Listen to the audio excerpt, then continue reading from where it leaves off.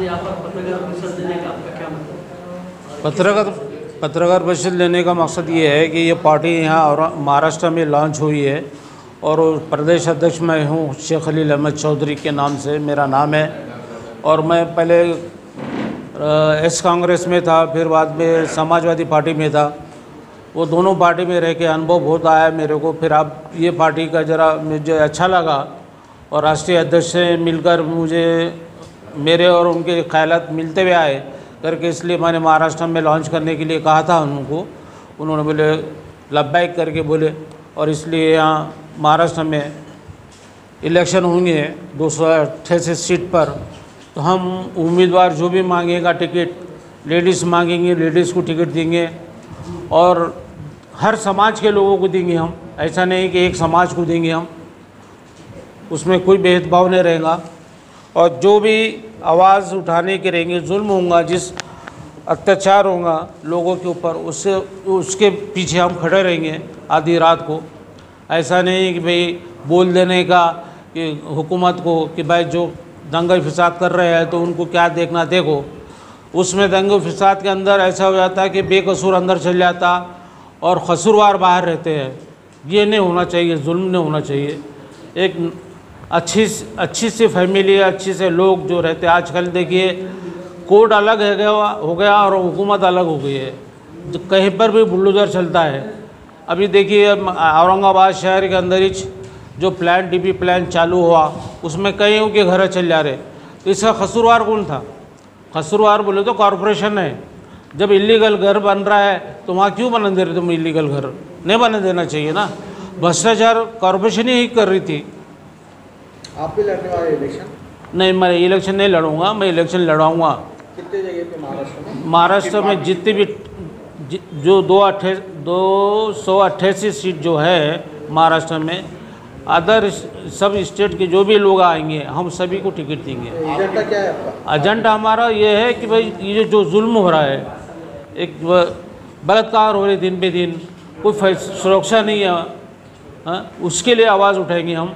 और जिनके घर आ जा रहे हैं, टूट रहे हैं कॉरपोरेशन के अंदर, उनके लिए जो भी समाज के लिए जो कुछ रहेगा उसके लिए आवाज़ उठाएंगे हम। हुजूर की शान में जिनने गुस्ताखी किया हमारा, उसके ऊपर क्या करेंगे आप? उसको कड़क से कड़क उस पर कार्रवाई करना चाहिए गवर्नमेंट ने। और गवर्नमेंट नहीं करती है तो फिर हम आंदोलन करेंगे उसके बारे में। जो कि हमारे नब्बी पे ऐसी बात नहीं आना चाहिए था जो उन्होंने बात करे है, और जो हम निश्चित करते हैं उनका। और उनको महाराष्ट्र की हुकूमत से भी हम अपील करते हैं कि जो CM शिंदे ने कहा कि मैं उनकी तरफ से हूँ, ये गलत कहा। एक आदमी से थोड़ी महाराष्ट्र चलता है। वो महाराष्ट्र जो बोलेगा तो उसके लिए सपोर्ट में खड़े हो जाएंगे। अरे जिस पे रेप हो रहा है, जिसकी बच्ची को रेप हो रहा, उसके पीछे शिंदे साहब ने बोलना चाहिए था ना कि हम उसको पकड़ेंगे, हम उसको सज़ा देंगे फांसी की। तो ये बात होती है। ये बात थोड़ी ऐसी होती है कि एक ये इशू को उठाकर बोलने का है। जातिवाद नहीं होना है। हिंदुस्तान में अमन और सुकून रहना चाहिए और सब भाई भाई है इस भारत के अंदर, चाहे वो दलित भाई हो, चाहे मुसलमान भाई हो। कोई बाहर का आदमी नहीं है, कोई पाकिस्तानी नहीं है, कोई बांग्लादेशी नहीं है। इस देश में यहाँ के ही लोग हैं। यमाम के साथ जाएंगे क्या? किसके साथ? यमाम अगर वो इलेक्शन की करते होंगे तो और हमारे सामान आते होंगे तो हम जाएंगे उनके साथ। कांग्रेस किसी के भी साथ जाने तैयार, अपन हमारे एजेंडे में बैठेंगे तो कांग्रेस के साथ हम युति नहीं करेंगे, क्योंकि कांग्रेस कुछ नहीं कह रही अभी सत्ता में होते हुए भी। अब ये राहुल गांधी ने भी क्या कहा, अभी तक कुछ कहा सरकारी दौलत संसद के बारे में? आवाज़ उठाए उनके लोगों ने? कुछ नहीं उठाए। ये सरासर राष्ट्रीय अध्यक्ष कौन है पार्टी की? ये पार्टी कहाँ से है? ये पार्टी कहाँ की है? उत्तर प्रदेश की है। हाँ, प्रेस नोट के अंदर दिया हुआ है सब पूरा डिटेल्स है। विधानसभा को देखते हुए आपने पार्टी लॉन्च की, ऐसा नहीं, ऐसा नहीं है।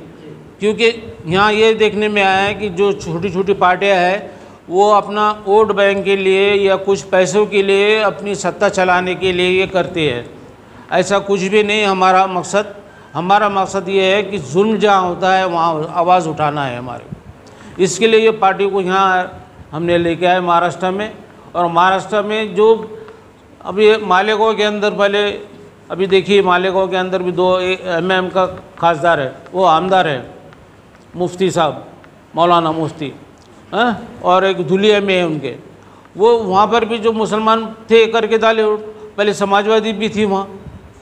ऐसा है, हर जगह रहती, जो भी पार्टियाँ रहेंगी हमारे मुद्दे के हिसाब से जुल्म के साथ हमारे साथ रहेंगे, और किसी पे भी अन्याय नहीं होना चाहिए, चाहे बाबा साहब के दलित भाइयों पे नहीं होना चाहिए, उनको भी सुरक्षा मिलना चाहिए। और जहाँ तक मेरा ये सवाल आता, औरंगाबाद शहर में जितने भी इलीगल कामों को परमिशन नहीं देना चाहिए, इलीगल कामों को गवर्नमेंट ने, यहाँ की कॉरपोरेशन ने रोकना चाहिए। जब टैक्स ले रही है तो फिर उसको इलीगल क्यों बोला जाता? उसको लाइट नल सब दिए जाते हैं, फिर उसको बोलते कि नहीं ये हमारे प्लान के अंदर उसको तोड़ना पड़ेगा। तो ये बैठे बैठे प्लान नहीं चलते, पहले सर्वे करना चाहिए, पूरा शहर घूमना चाहिए इन्होंने, गवर्नमेंट के आदमियों ने, कॉरपोरेशन ने, और वो फिर बाद में उसका सर्वे करके नक्शा बनाना चाहिए था। और गरीबों के घर एक के भी घर नहीं टूटना चाहिए। आपकी महाराष्ट्र में क्या पोस्ट दी है? महाराष्ट्र में मेरी पोस्ट अध्यक्ष हूँ ना मैं, महाराष्ट्र अध्यक्ष। महाराष्ट्र अध्यक्ष हूँ मैं, भारतीय एकता पार्टी के अध्यक्ष है। सर वक्फ बोर्ड की बिल के ऊपर आपकी पार्टी की क्या भूमिका?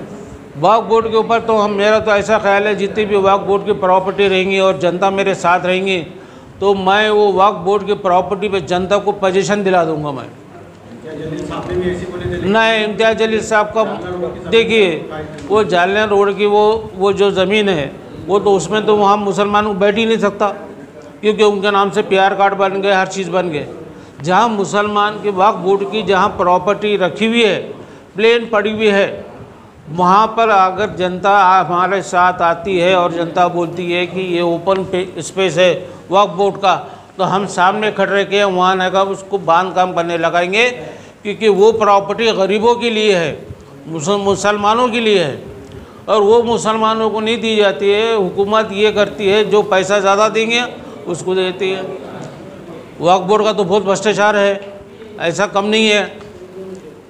अब जो तुम इम्तियाज़ जलील साहब की बात कर रहे हैं, तो वो उन्होंने उठाए थे, बाद में खामोश बैठ गए। उन्होंने क्या किया? वो हमारा काम नहीं है, ना मेरे को ना पैसे कमाना है, ना कुछ करना है। मेरे को ये करना है कि हमारे सभी समाज के लोगों को इंसाफ मिले, इसके लिए मैं उतरा हूँ इस पार्टी में। महाराष्ट्र में भी तीसरी आघाड़ी की जो है तो रचना चल रही है, अगर उसमें अगर आपको बुलाया जाएगा तो आपकी पार्टी की क्या भूमिका है? हम जब तक देखेंगे नहीं, समझ में कैसा आएगा हमारे को। कांग्रेस के साथ नहीं जाएंगे हम, सेना के साथ नहीं जाएंगे हम, राष्ट्रवादी के साथ भी नहीं जाएंगे हम, BJP के साथ भी नहीं जाएंगे हम। जाना क्यों हमको? वो अगर हमारे इस मुद्दे पे आती है, तो अगर हम चाहे तो वो ये सीट, अभी देखिए बाबा साहब अम्बेडकर के साथ उन्होंने युति करे थे, आज तक वो युति टूटी क्यों? ये वजह खुलासा आज तक हुआ क्या? प्रकाश अम्बेडकर साहब ने खुलासा करे क्या? IBC साहब ने करे कैसा खुलासा? जनता को बेवकूफ़ बना के रखे ना, ये नहीं काम करेंगे हम खुलासा एकदम क्लियर करेंगे। जिसके साथ युति हुई तो हम बताएंगे ये मुद्दे पे हमारी युति हुई। छुपा छुपी खेलने का हमारे को जो है तो महाराष्ट्र के प्रदेश अध्यक्ष जनाब शेख खलील अहमद चौधरी साहब मुखातिब थे। मैं महाराष्ट्र का प्रभारी भी हूँ और महाराष्ट्र के अंदर महासचिव भी। हमने भारतीय एकता पार्टी को हमारा चुनने का मकसद ये रहा कि आप इस बात का अंदाज़ा लगाइए, हर 20 किलोमीटर, 30 किलोमीटर, 50 किलोमीटर में धर्म के रीत रिवाज, पहनावे और मजहबी अक़ीदे अलग हो जाते हैं। यहाँ इस देश में अनेकता में एकता है और कुछ लोग हैं जो इस अनेकता की एकता को एक नज़र उनको नहीं भाती। और हमारा मेन मकसद राष्ट्रीय एकात्मता, सामाजिक न्याय है। हम जो भी निदर्शनें करेंगे, जो भी उपोषणें करेंगे, जो भी धरने देंगे, जो भी आंदोलन करेंगे, वो लोकशाही मार्ग से रहेगा और यकीनन हमारा मकसद जो है, जिसके नेक मकसद हो, वो यकीनन उसके अंदर कामयाबी होती है। और मुझे इस बात का बड़ा फ़ख्र है कि मेरे साथ जनाब खलील भाई है, जो खुद एक पेपर के एडिटर भी है, उसके अलावा विश्व मराठी के संपादक भी है, वो बताने की जरूरत नहीं। और औरंगाबाद एक्सप्रेस के भी जो है तो आप एडिटर है। और सबसे बड़ी बात यह है कि मुझे इस बात का फ़ख्र है, जब मैं विजिटिंग कार्ड बनाया और जब खलील भाई का बांटा, लोगों को बताया, तो लोग बोले ये बहुत बड़ी बात है कि खलील भाई आपके साथ है, क्योंकि आप एक ऐसी हस्ती है जो किसी के इसकी यानी तारुफ की मोहताज नहीं है। और दूसरे हम वो तमाम संगठनाएं हैं जिनके जो आज मकसद है इसमें के स्क्रैप एसोसिएशन की, शेख खलील